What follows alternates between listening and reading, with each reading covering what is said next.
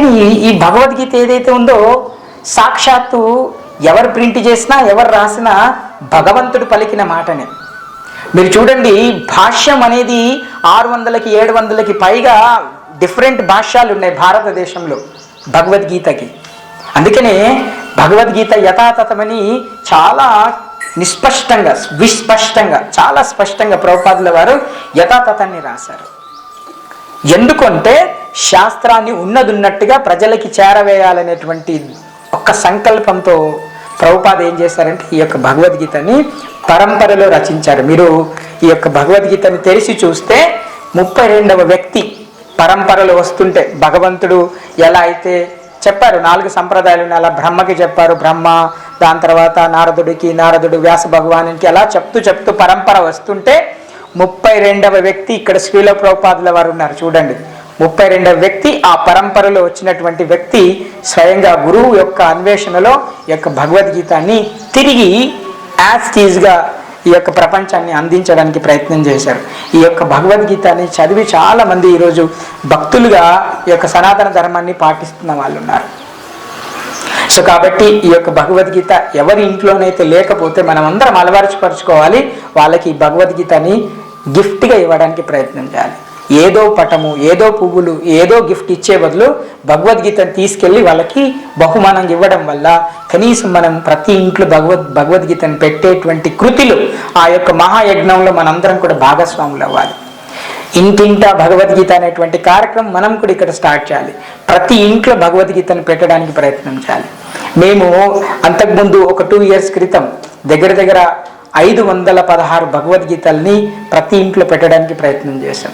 చాలామంది ఎవరైతే ఫారెన్లో ఉంటారో మా ఫ్రెండ్స్ చాలామంది దగ్గర 10 భగవద్గీతలు, ఒక్కొక్కరు 20, ఒక్కొక్కరు 50, ఒక్కొక్కరు 100 భగవద్గీతలు, ఒక్కొక్కరైతే వాళ్ళ పిల్లల్ని ఈ తక్కడ ఉంటుంది కదా ఆ తక్కడలో పెట్టి వాళ్ళ బరువు ఎంతుంటే అంతగా బుక్స్ని దానం చేసిన వాళ్ళు కూడా ఉన్నారు. మీరు గుర్తుపెట్టుకోండి, శాస్త్ర దానంకి మిన్ దానం 10 గోవుల్ని దానం ఇచ్చినటువంటి ఫలితం ఒక్క శాస్త్రాన్ని దానం ఇవ్వడం వల్ల మీకు జరుగుతుంది. ఇది శాస్త్రంలో ఉంది.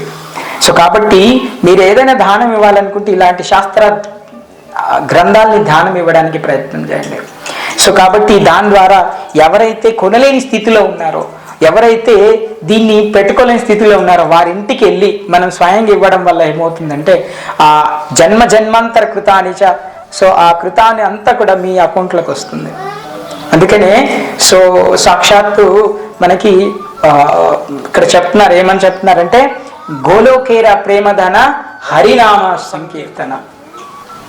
సో అక్కడ మంచి సాంగ్ ఉంటుంది మనకి వైష్ణవ గీతం. ఏమని అంటారంటే మనుష్య జనమ పాయా రాధాకృష్ణ భజియా,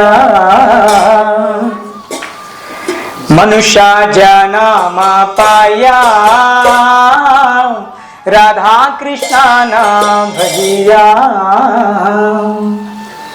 సో ఏం చెప్తున్నారంటే మనిషి యొక్క జన్మం వచ్చినా కూడా మనం ఏం చేస్తున్నామంటే రాధాకృష్ణుని భజించలేకపోతున్నాం, సాక్షాత్ భగవంతుని గుర్తించలేకపోతున్నాం. మనం అందరికీ స్పృహ ఉంది అంటారు కదా. ఒక వ్యక్తి కళ్ళు తిరిగి పడిపోయారు అనుకోండి, మనం ఏం చెప్తాము, ఆయన స్పృహలో ఉన్నాడా లేడా కనుక్కోమని చెప్తాం. అంటే స్పృహలో ఉన్నాడంటే చైతన్యంతో ఉన్నాడు, అంటే జీవంతో ఉన్నాడా లేడా అని కనుక్కుంటాం. స్పృహతో అందరూ ఉంటారండి, గుర్తుపెట్టుకోండి. ప్రతి ఒక్కరు జీవించిన ప్రతి జీవి కూడా స్పృహలో ఉంటుంది. కానీ జీవించి ఉన్న ప్రతి ఒక్క జీవిలో కృష్ణునికి సంబంధించినటువంటి స్పృహ నిద్రిస్తూ ఉంటుంది అని చెప్తున్నారు శాస్త్రంలో. దాన్ని కృష్ణ కాన్షియస్నెస్ అంటారు. శ్రీకృష్ణునికి సంబంధించిన స్పృహ భక్తి ప్రతి ఒక్కరి హృదయంలో నిగూఢమై ఉంది. అది భగవంతుని గురించి విన్నప్పుడు మాత్రమే అది బయటపడుతుంది. ప్రతి ఒక్కరు కూడా మీరు చూసుకోండి, ఈ యొక్క అధర్లోకాల్లో కానీ ఊర్ధ్వలోకాల్లో కానీ అధమ లోకాల్లో కానీ లేదు ఆధ్యాత్మిక లోకంలో ఉండేటువంటి ప్రతి ఒక్కరి యొక్క లక్ష్యం ఏంటంటే గోలోకాన్ని చేరుకోవడం. ఈ గోలోకాన్ని చేరుకునేటువంటి క్రమంలోనే ప్రతి ఒక్కరు కూడా నిరంతరం వారి యొక్క సాధనని చేస్తున్నారు. అందులో పరమశివునితో సహా ప్రతి ఒక్కరూ ఉన్నారు. సో కాబట్టి ఈ కలియుగంలో అత్యంత సులభమైన మార్గం భగవంతుని చేరేది, భగవంతుని యొక్క లోకానికి చేరుకునేది, ముక్తిని పొందేటువంటిది. శాశ్వతమైన ఆనందం పొందేటువంటిది ఏదైనా ఉందంటే చాలా సులభమైన మార్గం కేవలం ఉన్న దగ్గర కూర్చొని 10 నిమిషాలు భగవంతుని యొక్క నామం జపం చేయడమే. హరేర్ నామ హరేర్ నామ హరేర్ నామైవ కేవలం కలౌ నాస్తైవ నాస్తైవ నాస్తైవ గతిరన్యదా. సో కాబట్టి హరినామాన్ని చెప్పడం మనందరికీ చాలా అదృష్టం.